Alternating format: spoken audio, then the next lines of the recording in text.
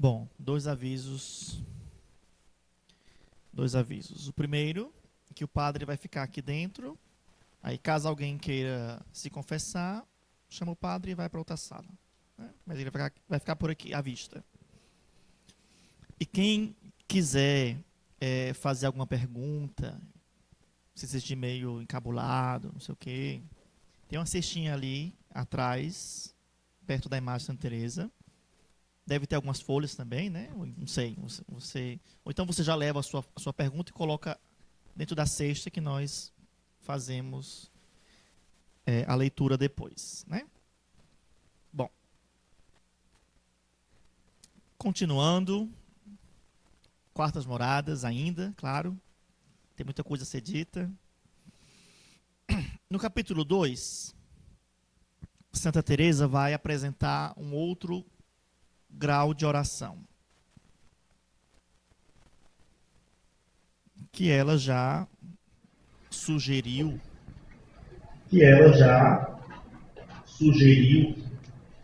no primeiro capítulo. No primeiro capítulo, basicamente, ela falou do No conceito primeiro de capítulo, contentamento basicamente e ela de falou deleite. do conceito de Contentamento contentamento e nasce em de deleite. nós, termina em Deus. Deleite começa em Deus, termina em nós. Capítulo 2, entre o capítulo 1 e o capítulo 2, Santa Teresa fez a primeira pausa. Né? Foi o momento também que a morte do núncio apostólico Nicolás Ormaneto, né? Ele faleceu, amigo de Santa Teresa, ela estava apreensiva, teve que sair de Toledo para Ávila, ficou nessa tensão, quem é que vai ser, quem é que vai ocupar o lugar dele, será que vai ser favorável ao Carmelo, etc. Então ela ficou nessa tensão. E quando ela retoma o capítulo 2, depois de algum tempo, ela começa: valha-me Deus, no que me meti. Já me tinha esquecido do que estava falando, porque os afazeres e a saúde obrigaram-me a pôr tudo de lado no melhor momento. Estava curtindo a escrita, aí acontecem os imprevistos e ela tem que parar. E porque a minha memória é pouca e não tenho tempo para voltar a ler, irá tudo descuidado. Ou seja, vai ser do jeito que dá. E talvez seja desacerto tudo quanto eu digo. Pelo menos é o que sinto. Então é uma escritora muito crítica dela mesma, né? E faz constantemente, não é a primeira vez que ela faz essa autoavaliação da própria escrita. E ela é muito livre, não tem medo, não tem vergonha de dizer que esqueceu, que não vai ler de novo, que vai ser daqui para frente, e que não está muito bem escrito, e está tudo bem. Ela continua. Neste capítulo, ela vai se dedicar a falar dos deleites, que ela chama de quietude, oração de quietude. A oração de quietude, no livro da vida, corresponde ao segundo grau da oração. No livro da vida, ela tem um esquema de graus de oração, diferente das moradas, né? Por isso que o número pouco importa. No livro da vida são 4 graus, aqui são 7 moradas. Então, entre 4 e 7, tem alguns números faltando, mas não tem problema, porque o número não é o principal, né? Mas o processo. Então, na livro da vida, na segunda forma de regar o jardim da alma, essa é a analogia que ela traz, ela fala da oração de quietude, segundo grau, que corresponde às quartas moradas, né? Se a gente for equiparar as duas obras, que também ela chama de deleites de Deus. E como é? E para isso ela usa um exemplo, uma analogia. E nós já percebemos que a analogia para Santa Teresa é fundamental, porque é a forma como ela tem de comunicar a graça que ela entendeu e que ela recebeu. A forma muito pessoal de Santa Teresa, porque João da Cruz já vai ter outro estilo de apresentação, ele não é tão imagético assim, né? Mas Santa Teresa vai explicar qualquer coisa ela pensa em tudo, né? Lembra de borboleta, lembra de abelha, lembra de jabuti, lembra de tudo. Toda a bicharada ela está lembrando, e água, e planta, e agora vai falar de tanque. Tanque. Há diferentes maneiras, parágrafo 3, capítulo 2. Há diferentes maneiras de estes dois tanques se encherem. Um recebe a água que vem de longe, através de muitos aquedutos e artifícios. O outro fica na própria nascente da água e vai se enchendo sem barulho nenhum. Então ela está mostrando duas formas de encher um tanque. Ela diz que a água para ela é um símbolo muito importante, por isso que ela novamente traz a simbologia da água, que ela já tinha apresentado no livro da vida. Ele diz, existe uma forma que é por arquedutos, encanação, e aí traz a água de longe. E a outra forma é a própria nascente da água, de onde brota. Quando a nascente é caudalosa, como esta de que falamos, depois de cheio, o tanque acaba por transbordar, dando origem a um grande regato. Não é preciso nenhum artifício, nem os aquedutos fazem falta, porque dali está sempre germinando a água. A água que vem por aquedutos é diferente. No meu entender, equipara-se aos contentamentos. E aí ela já faz a interpretação. O que são esses aquedutos, esse encanamento? São os contentamentos, ou seja, as graças que vêm de longe, que vêm por meio de um artifício, de uma engenharia feita. Então existe uma ação. Contentamentos são as sensações pós-meditação ou recolhimento adquirido. Vocês estão acompanhando de verdade? São conceitos tão, né? Eu vou tentar ser mais claro. Recolhimento adquirido, como nós falamos. Fruto de uma meditação, portanto, de um ato da vontade. Medito, rezo, nananã, faço as minhas orações e tenho como fruto boas sensações. Esses bons sentimentos ou boas sensações trazem paz à minha alma, trazem gratidão, trazem sossego, recolhimento adquirido. Igual contentamento, são sinônimos. Igual encher o tanque por meio de aquedutos. A imagem simbólica que ela traz. Por quê? Porque tem todo um caminho até chegar a encher esse tanque. Qual é o caminho? É o encanamento, os aquedutos. Ou seja, a minha prática da oração, meu esforço para rezar, para meditar. Uma ação ativa, voluntária. Pronto, guardamos. Continua Santa Teresa. E Santa Teresa fala de uma nascente. Parágrafo 4. Para o outro tanque, a água sai da sua própria nascente, que é Deus. Desta maneira, quando Sua Majestade deseja conceder alguma graça sobrenatural, faz brotar dentro de nós mesmos uma grandíssima paz, quietude e suavidade, que não corre, não sei nem para onde, nem aquele contentamento e deleite se sente no coração como os da terra. Digo isto em relação aos princípios, porque depois aquela água começa a transbordar por todas as moradas e potências, enchendo tudo até o corpo. Esta é a razão de eu ter dito que começa em Deus e acaba em nós. Esta nascente, ou seja, a forma de encher esse tanque por meio da nascente da água, sem esforço, sem aqueduto, sem encanamento, naturalmente, portanto, de modo passivo, sem que eu precise fazer alguma coisa, ela chama de deleite. São os deleites. São os gozos, a ternura, a sensação de paz, a visita de Deus que nós sentimos sem esforço nosso. Portanto, não precisamos necessariamente de uma meditação, de estar rezando o texto, de estar na missa. Não. Acontece de uma maneira em que eu não provoque ou preveja, e pronto, e acontece.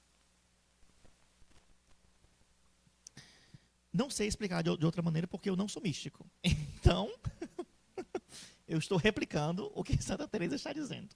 Mas deve ser por aí, né?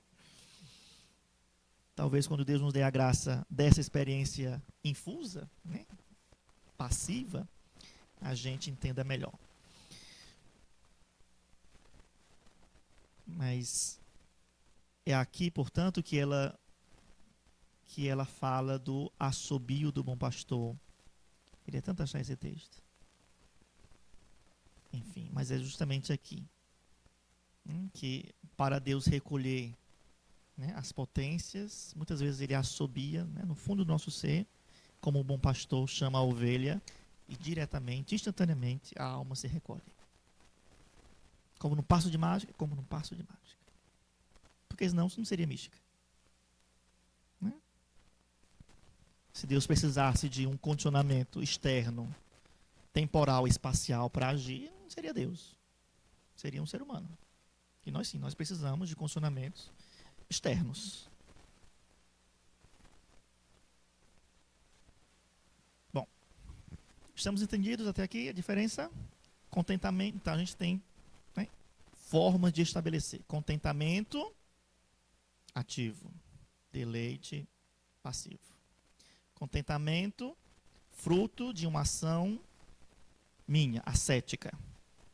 Deleite, fruto passivo de uma ação divina, portanto mística. Recolhimento adquirido, faz parte do contentamento. Recolhimento infuso, deleite. Né? Encher o tanque por aquedutos, recolhimento adquirido, contentamento. Encher o tanque pela nascente, sem esforço meu, deleite, recolhimento infuso. Pronto. Como é a oração de quietude? Ela vai dizer que a oração de quietude é uma dilatação do coração. Olha que bonito. E ela cita o Salmo 118, Dilatatis cor meum. Dilataste meu coração para viver e experimentar a presença, a chegada do amado.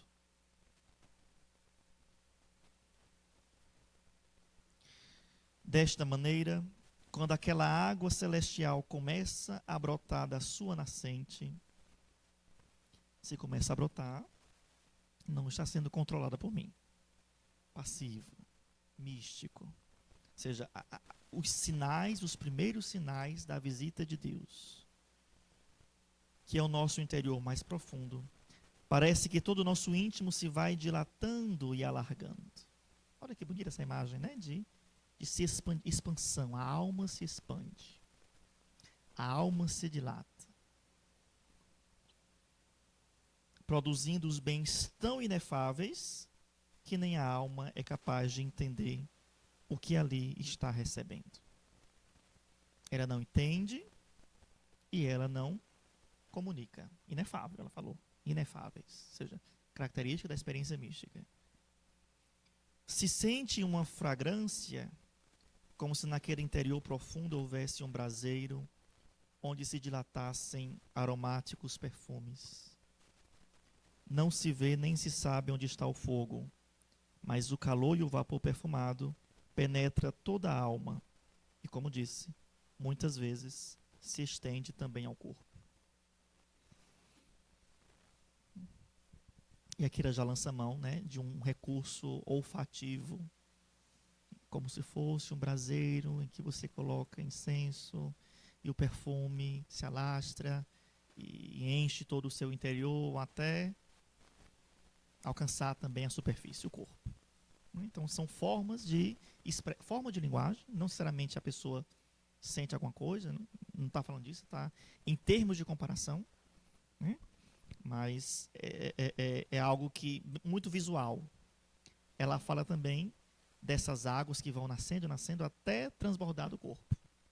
Não é que a pessoa fique experindo água na experiência, né? Mas a sensação é que também o corpo está implicado nesta oração. Nas quintas moradas nós vamos ver como que o corpo ele se manifesta, ou ele se comporta, melhor dizendo, em uma experiência mística. Bom. Então, essas são as características da oração de quietude. Paz, tranquilidade. A palavra quietude já sugere, né, o que essa oração provoca.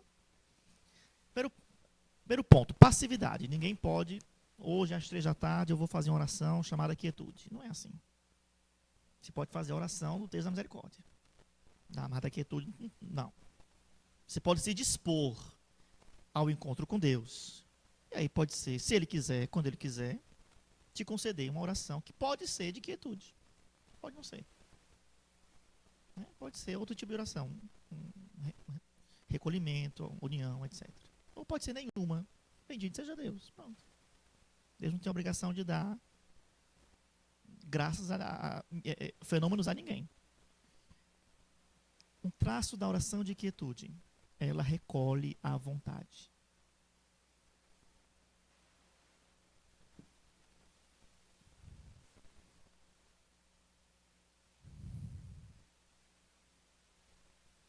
O recolhimento, ele vai trabalhar, sobretudo, nas faculdades entendimento, imaginação.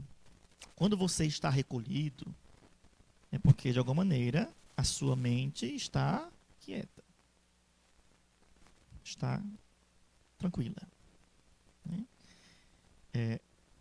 E quando ocorre a oração de quietude, além dessa aquietação e recolhimento da imaginação, do entendimento, nós temos a aquietação e o recolhimento da vontade. Ou seja, a minha vontade está totalmente em consonância com a vontade de Deus. Por isso que estamos tranquilos, estamos em paz, estamos em quietude. Porque estamos na mesma harmonia. Na mesma harmonia. Da mesma conformidade de coração.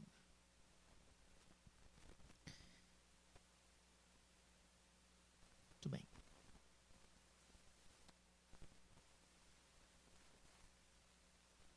Ela novamente no parágrafo 9 vai retomar a ideia da passividade. Não nos preocupemos com o tempo em que o Senhor quer fazer esta graça. É quando Sua Majestade quiser e nada mais. Pronto. E não me perturbe mais. Praticamente disse isso. Não me perturbe. Pronto. É quando Ele quiser e ponto final. E a primeira coisa, para verdes se atendes, a primeira coisa, para verdes se atendes, se tendes este tipo de oração, Santa Teresa vai dizer, é não pensar que mereceis estas graças e deleites do Senhor, ou que o haveis de ter em vossa vida. Olha que traço precioso de discernimento. Não se sentir merecedor e não se sentir no direito de ter esse tipo de oração. Tanto tempo que eu estou rezando, tanto tempo que eu não sei o quê, e ainda não tive. Tanto tempo não sei o quê, tantas as práticas de oração, penitência e tudo, e ainda não tive essa bendita oração de quietude, como se estivesse exigindo o seu direito. Não, você não tem esse direito. Senão não é gratuidade. A passividade, a experiência mística é uma vivência de gratuidade. O que nós precisamos ter é uma disposição, isso sim, depende de nós, uma abertura do coração para viver aquilo que o Senhor quer que vivamos, do jeito que Ele quiser, no tempo que Ele determinar.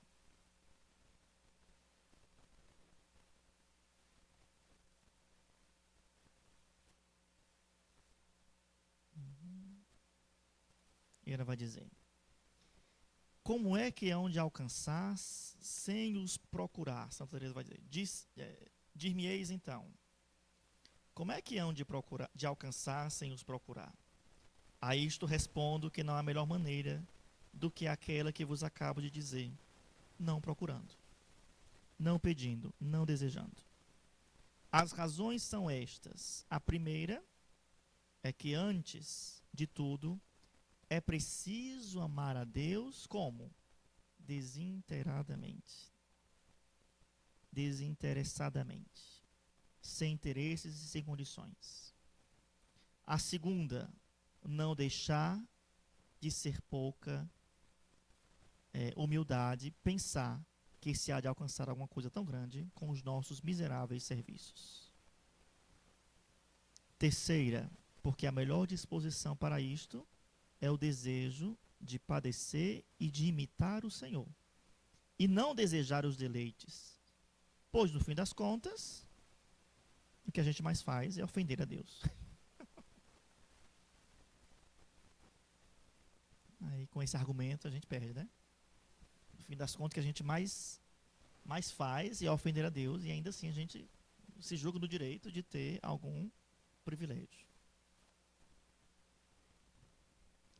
Quarta, porque Sua Majestade não é obrigado. Não faz por quê? Porque não sou obrigado. E pronto, ótima resposta. Deus não é obrigado, gente.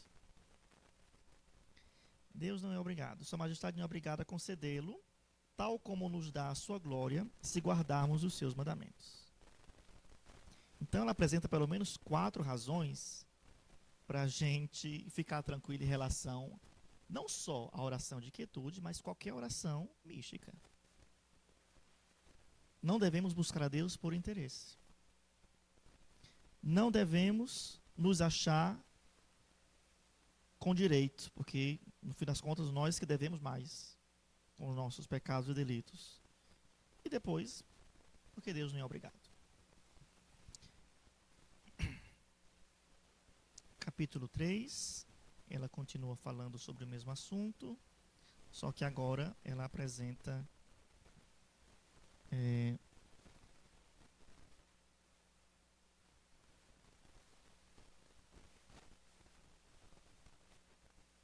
algumas notas importantes de discernimento sobre esta oração.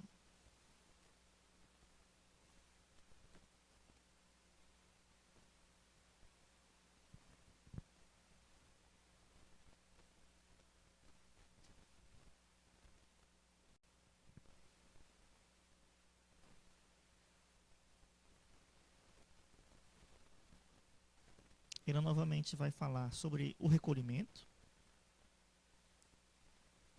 Ela vai fazer a distinção de recolhimento adquirido e recolhimento infuso, coisa que nós já fazemos, mas ela faz no capítulo 3 porque ela está totalmente perdida.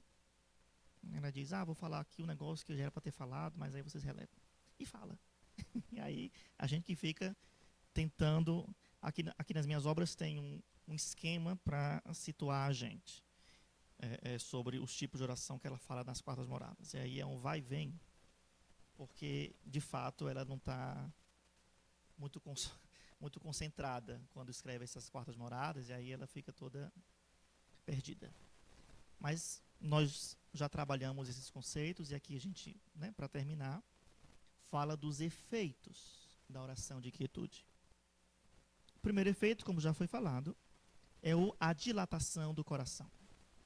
Alarga as comportas do coração. Ou seja, a pessoa fica muito mais dócil a Deus, muito mais atenta ao próximo, muito mais tranquila, se conhece melhor, porque está cada vez mais aprofundando no seu centro mais profundo. Cada vez mais conduzida pela graça de Deus, ela consegue se perceber no mundo em que atua.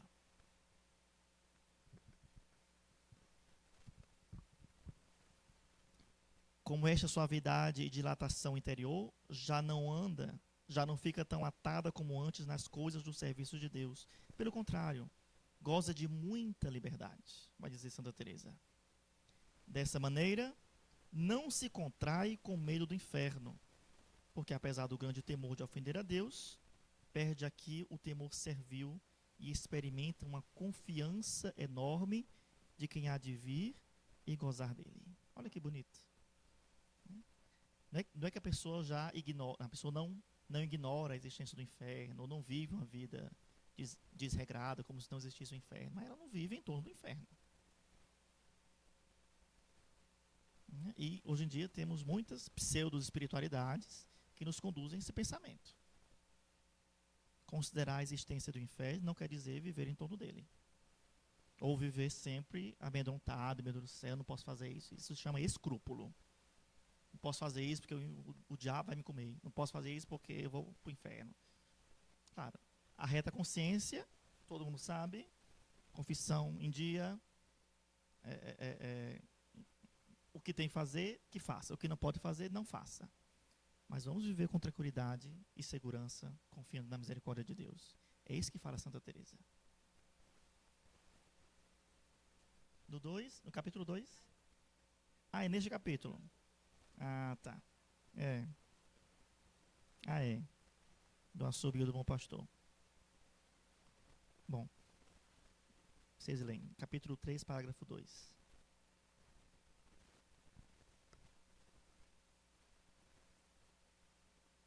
Então, oração de quietude faz com que a alma ande com segurança, com uma certa segurança, claro, uma segurança sempre desconfiada.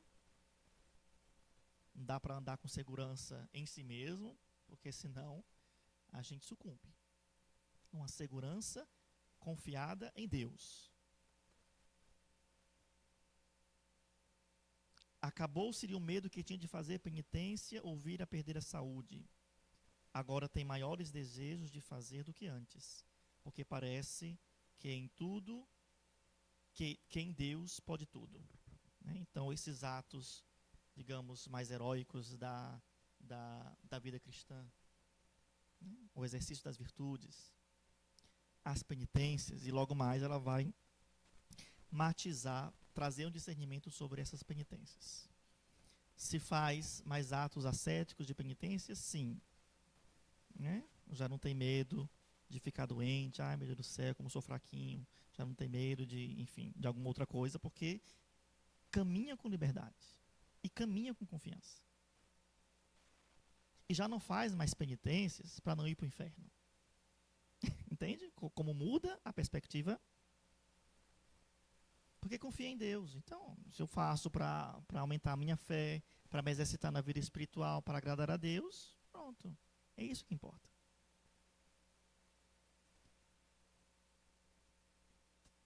Teresa do Menino Jesus tem um texto muito bonito, desafiador, como ela. Só era baixinha, mas era... Desafiador. Uma mulher ousada. Só era baixinha, mas era... De História de uma Alma. Ela vai Mulher dizer ousada. que ela confiava De tanto em História de uma Deus, Alma. que ela amava tanto a Deus, que se por acaso Deus quisesse que ela fosse para o inferno extremo, ela iria, com muito prazer. Por quê? Porque ela pensou, bom, Deus está em todo canto. Mas existe um lugar onde Deus não está. Existe um lugar onde Deus não é amado. O inferno. Pois se eu for no inferno, lá eu vou amar a Deus. E Ele vai ser amado em todo canto. Olha que sensibilidade, que perspicácia e que sabedoria. Claro que, obviamente, ela fazia de tudo para não ir para o inferno. Por isso que ela disse para Deus, se Ele quiser, eu não quero, mas se Ele quiser que eu vá para o inferno, não tem problema. Eu vou e lá eu vou amar a Deus. E aí Ele será amado em todo canto. Inclusive onde Ele não era amado. Confiança, gente. É quem caminha com liberdade. Quem caminha com pernas firmes. Quem escuta a voz do pastor e já sabe que é o pastor que está chamando. É Ele que me chama, é Ele que me induz, é Ele que me conduz. E olha que ela sofreu muito com escrúpulo em algum momento da vida.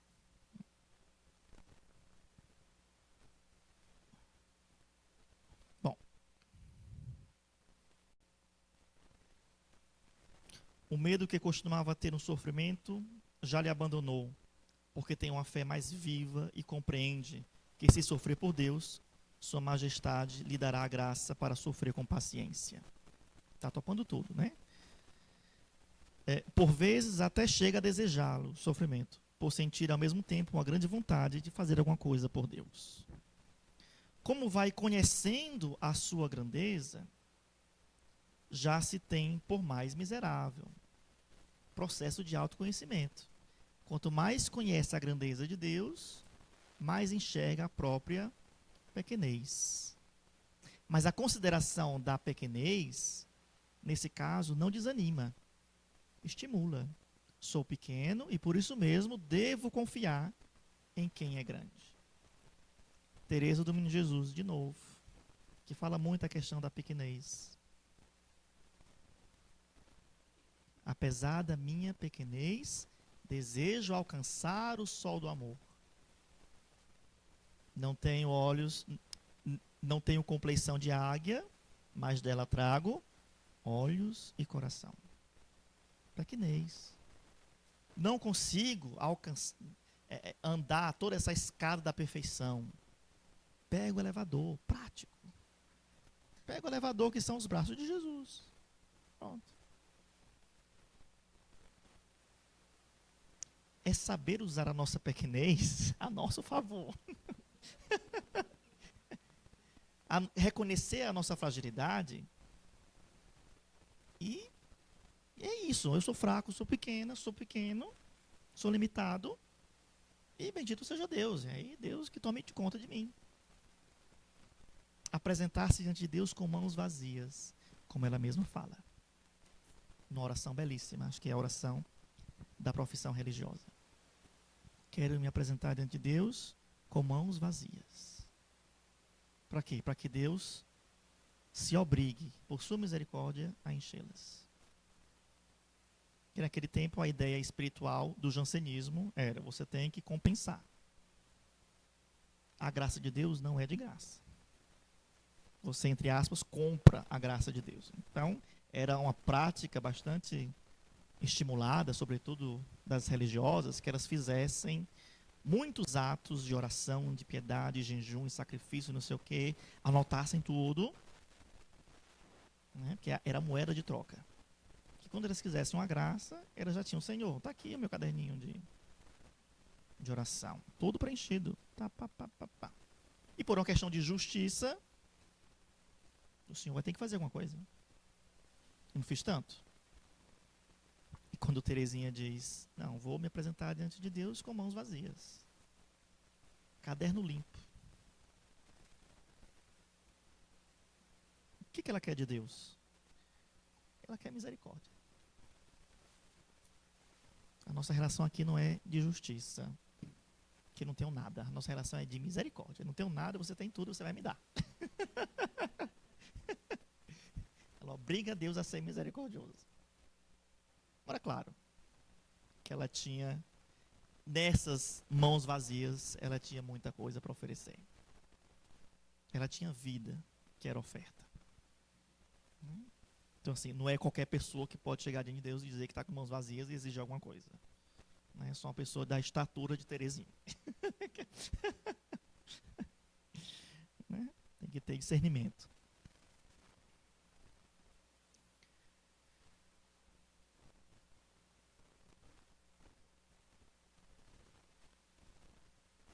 É preciso ir perseverando para continuar recebendo essas graças, porque nesta perseverança está todo o nosso bem.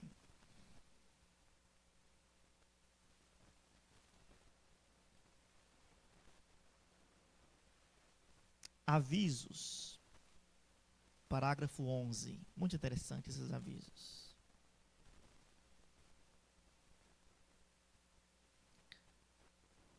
Ela fala do crescimento nas virtudes, do avanço na vida espiritual,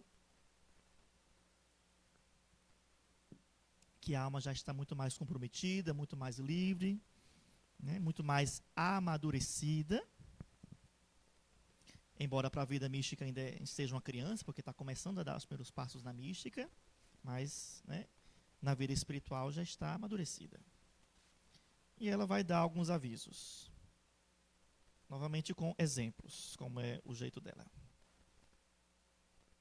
Ainda que já o tenha dito no outro lugar, quero advertir-vos para um perigo em que vi cair pessoas de oração, sobretudo mulheres, porque como somos fracas, há mais probabilidade de acontecer o que vou dizer. Quando Santa Teresa traz essa imagem das mulheres, gente, né, vamos falar um pouquinho sobre isso, que ela fala disso muitas vezes, né?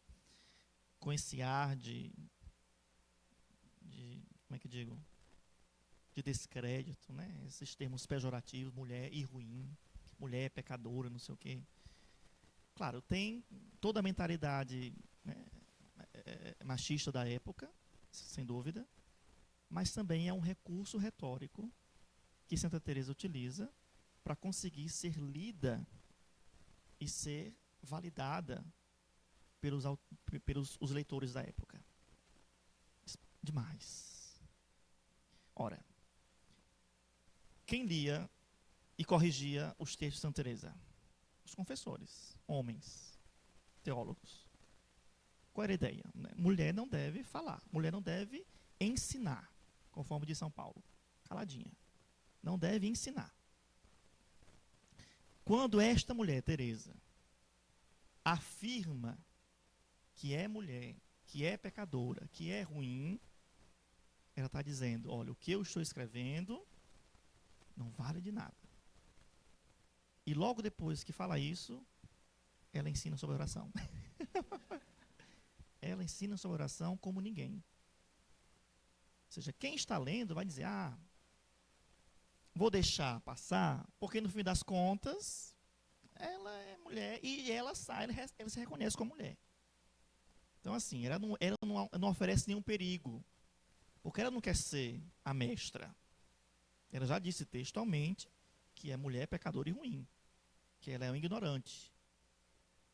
Né? Então eu vou deixar passar, porque ela sabe do seu lugar. E no fim das contas, ela ensina sobre oração como uma grande mestra, uma grande doutora. Então, a sacada de uma mulher maravilhosa como Santa Teresa.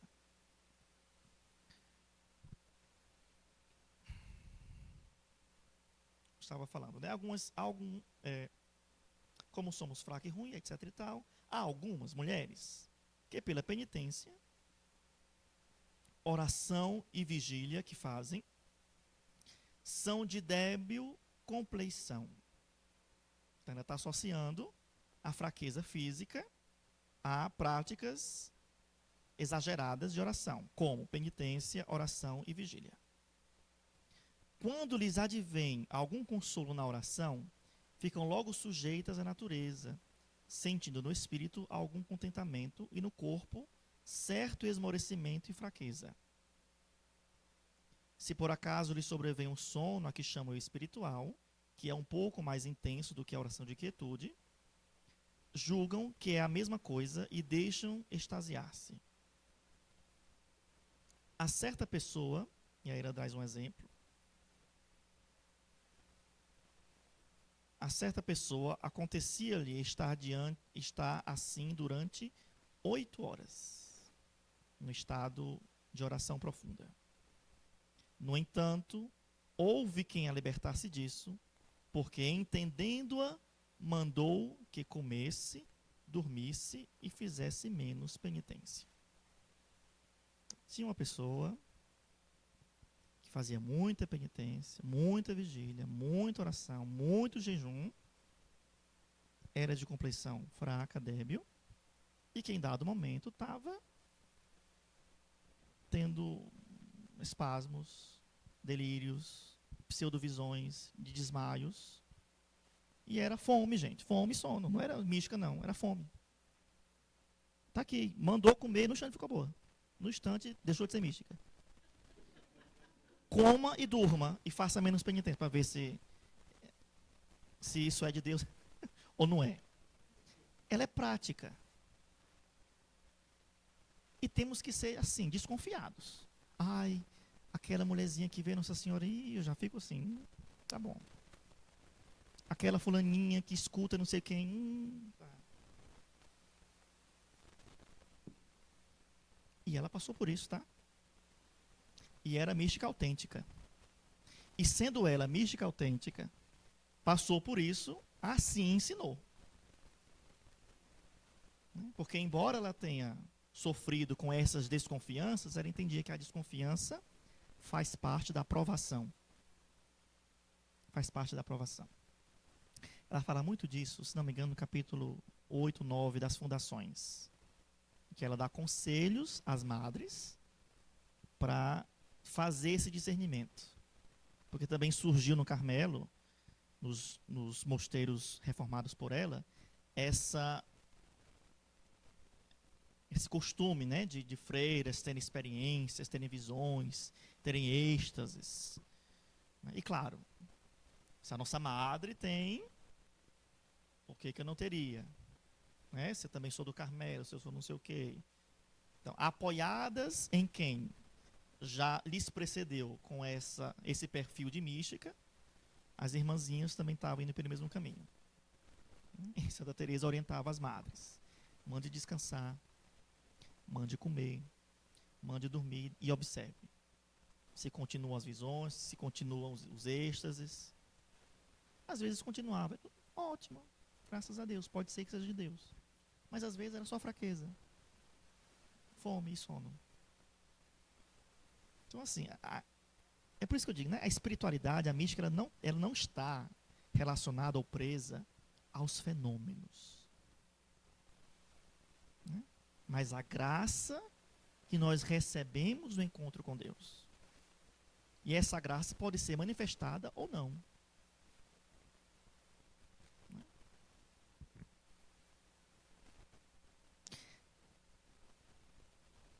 Embora não tivesse intenção de enganar essa freirinha, foi o que fez ao confessor, a outras pessoas e a ela própria, dizendo que era mística, enganando.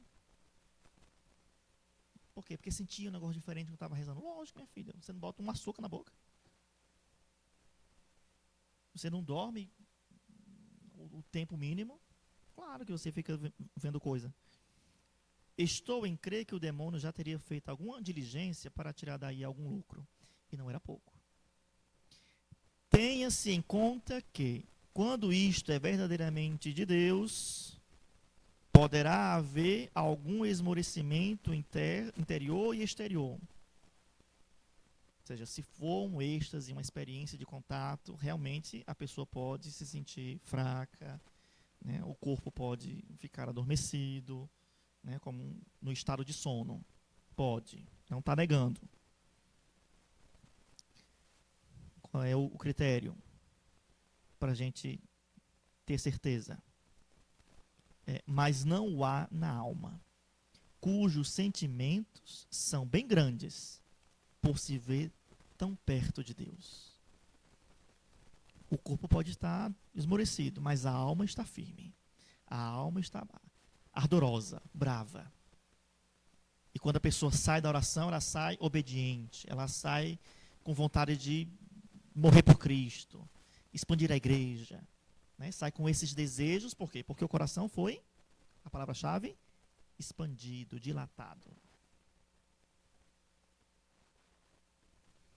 Não dura muito. O que é isso aqui? Transitoriedade, o caráter da experiência. Não dura muito.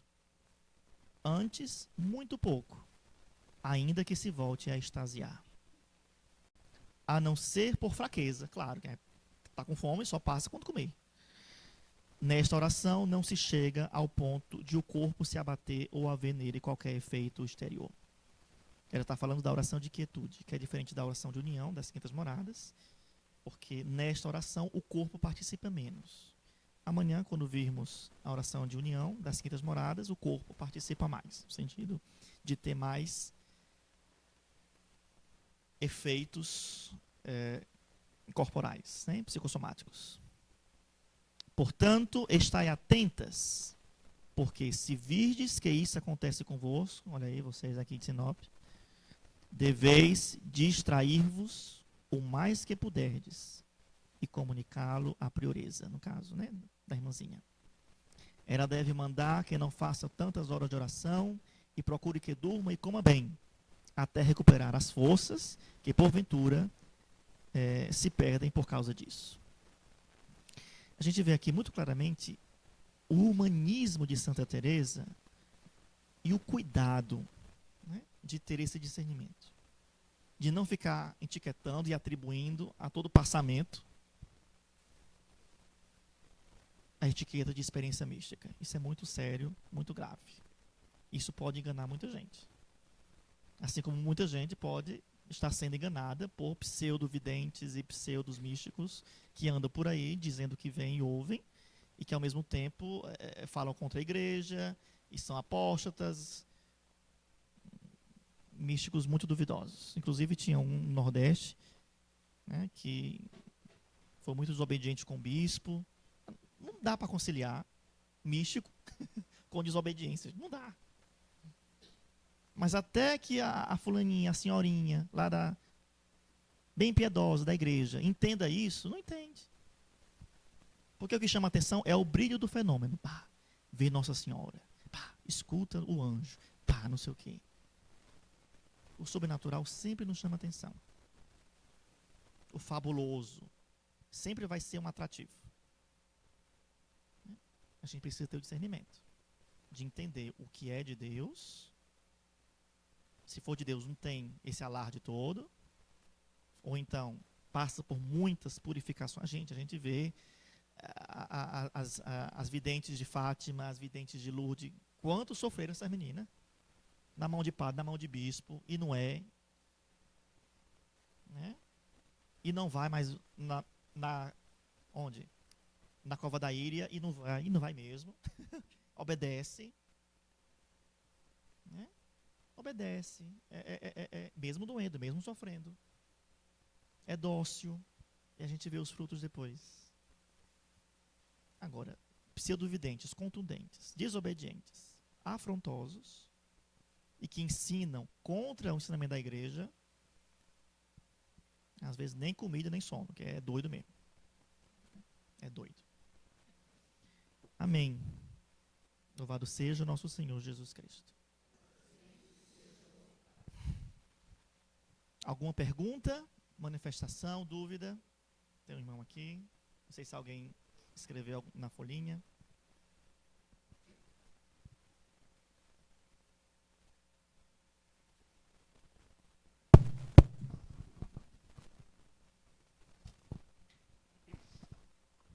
Deixa eu tentar ver se consigo uma resposta, então.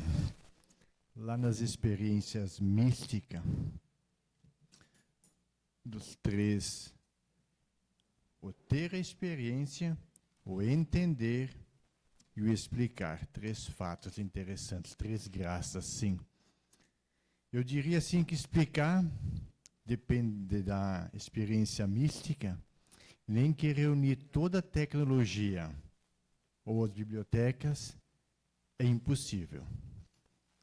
Mas vamos na segunda, então, de entender. Tem alguma forma, algum como? Para quê? Quando vem para quê? Para entender essa experiência? Se existe alguma... Desculpa, você pode... Você tem uma forma de como entender o para que aquela experiência aconteceu? Deus permitiu, de certa forma, ou Ele mesmo a ação. Como é que a gente entende para quê, por que aconteceu, ou para que aquilo? Bom, o para quê? Porque, de fato, Deus quer nos agraciar. E aí Ele pode nos agraciar com ou sem fenômenos extraordinários. Né? Mas quando existem os fenômenos extraordinários, obviamente, alguns não queridos, Santa Teresa fala que a gente não precisa pedir nem desejar. Né? Mas quando ocorre, pelo menos no caso dela, ela passou muito tempo sem entender. E quando ela passou a entender, né, ela foi associando aquilo que ela sentia com os efeitos da oração. Por exemplo, a transverberação. Como entender, né, um fenômeno em que ela apresenta como se fosse um anjo atravessando seu coração com uma flecha. Foi assim que ela imaginou. A gente vai falar disso amanhã. Como entender no primeiro momento? Não tem como entender. Agora, depois, é sempre depois, a reflexão, a graça de entender é sempre depois. Depois ela vai entender que, após esse fenômeno, ela ficou totalmente inflamada, apaixonada por Deus. E a gente entende que essa experiência, cuja graça é o enamoramento de Deus, tem tudo a ver com a imagem que ela traz do próprio fenômeno. Ela viu um anjo, ela viu uma flecha, ela viu um coração sendo atravessado. Qual é a imagem mais concreta que nós temos de apaixonados? Coração flechado com um anjinho cupido, flechando os corações. Pronto. Parecido, né? O entendimento vem depois. Agora, claro, não podia ter anjo, não podia ter flecha, não podia ter coração, mas a graça do enamoramento aconteceu. E depois desse encontro, ela vai entendendo, ela vai se percebendo e se sentindo cada vez mais apaixonada. As visões que ela tem com o nosso Senhor também têm um efeito posterior, né, de sensibilidade, de compreensão, de liberdade. Então, esse entendimento, que já é uma graça divina, né, vai acontecendo à medida que o místico vai vivendo e vai percebendo nas entrelinhas como que ele se transformou depois desse encontro. Que se existe um encontro de Deus, ou dito de Deus, e não existe transformação, não foi de Deus. Que são os critérios. Se for do demônio, tem uma repercussão negativa. Inquietação, né? Assim, a pessoa fica, enfim, fica inquieta, não fica consolada. Porque o demônio pode sugerir visões, audições muito lindas, muito bonitas. Pode, né? Aparece um anjinho do mal. Faz aquela penitência. Mesmo que a madre não tenha permitido. Passa 2 dias rezando sem comer, que é bom. Mesmo você sabendo que não é possível. Né? Mas aí, quais são os efeitos? Traz paz, traz contentamento, consolação, deleite. Né? Quando é do demônio é o contrário. Quando é meu, não acontece nada, é só autossugestão. Não sei se... Bacana, bom. Tem um jovem ali atrás. E um outro jovem de preto ali. Mas e, por exemplo, de Santa Rita de Cássia, que ela teve uma ferida na testa que chegava até a feder às vezes. Como que isso pode ser uma coisa assim de Deus assim?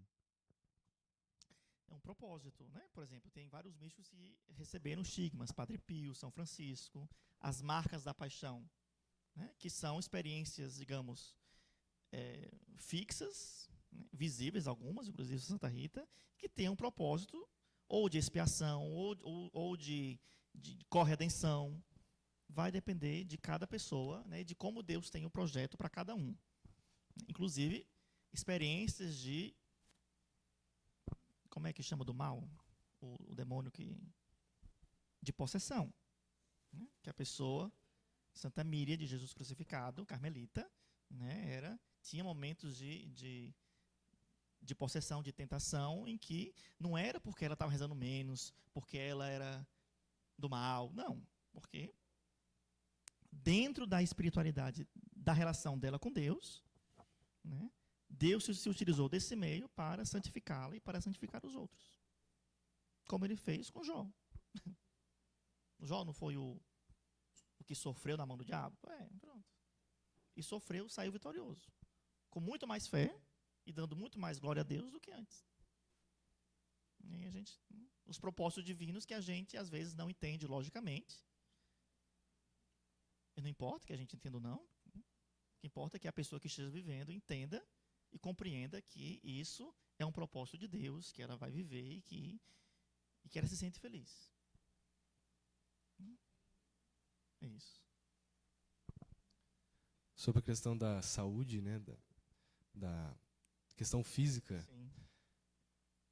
existe algumas almas, né, que elas recebem uma graça especial para poder fazer atos extraordinários. Extraordinários. Então, isso é raro, né? Não são todas as pessoas. Então, de modo ordinário, nós temos o limite. Então, a penitência também deve ser limitada. Mas existem alguns santos, como por exemplo São João Maria Vianney, né, fazia penitências bem rigorosas, comia só batata, né, e ficava vários dias comendo só uma batata. Ela chegava a apodrecer e comia ela apodrecida. Então, aí vem aquela questão. Alguns santos, algumas pessoas, elas são só para serem admiradas e não imitadas. Nós podemos inspirar nos atos delas, mas de modo geral, nós somos fracos, né? Então, por isso aí vem a questão da Santa Teresinha. Ela se compreendeu também como uma pequena alma que não tinha capacidade de fazer atos extraordinários. Então, ela se jogou na misericórdia de Deus, fazendo atos pequenos, mas com amor. Então, ela encontrou a santificação na infância espiritual, né, nas coisas comuns, né, que todos nós podemos praticar. E por isso mesmo não deixou de ser santa. Ela tinha muitos desejos. Ela diz: eu quero ser Marte, eu quero ser apóstola, eu queria ser padre. Tu é mulher, mas eu queria ser padre, eu queria ser tudo. Mas não podendo ser nada, sou uma pequena vizinha, ela foi se santificando com as coisas da vida. Ela rezava, sentava na cadeira, sem encostar as costas no encosto. Isso incomodava. Era uma forma de oferecer a Deus. Não podia fazer grandes jejuns, pela complexão fraca, muito débil, muito fraquinha, mas ela podia ficar horas sem encostar, né, as costas no encosto, e isso lhe incomodava naturalmente, e ela oferecia. Penitência, gente. Está aí um exemplo de penitência.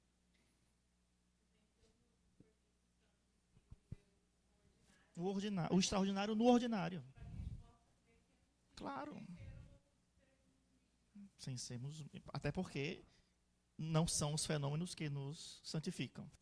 É a graça. Alguém mais? Alguma pergunta lá na caixinha? Não. Muito bem, então. Aviso paroquial. Tá, só apenas um recado. Bom, primeiramente agradecer ao Padre Bruno, né, por estar aqui conosco. É uma graça, né? Muito obrigado, Padre. Amanhã às 13 horas. Almoçar mais cedo, né? Para a gente começar às 13 horas, né? Então amanhã nós temos 3 moradas. E aí eu quero fazer um pedido. Amanhã vamos fazer partilha. Então a Fran vai abrir o grupo, né? E aí vamos deixar à vontade. Só não pode trazer churrasco, né? Do lanche. Measa, calma aí.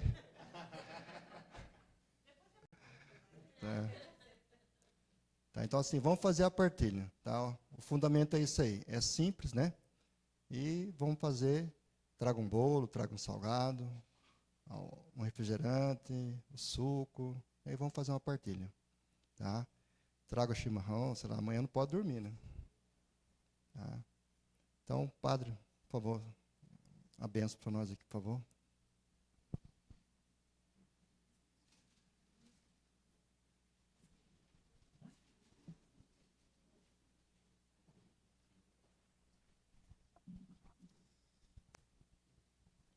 O Senhor esteja convosco.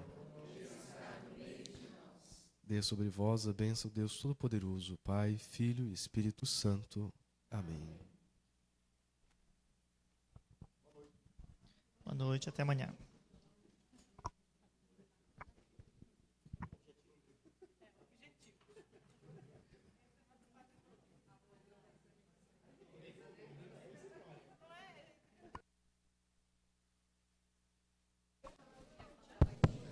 Pessoal, temos livros, tá? Chegaram mais livros aí.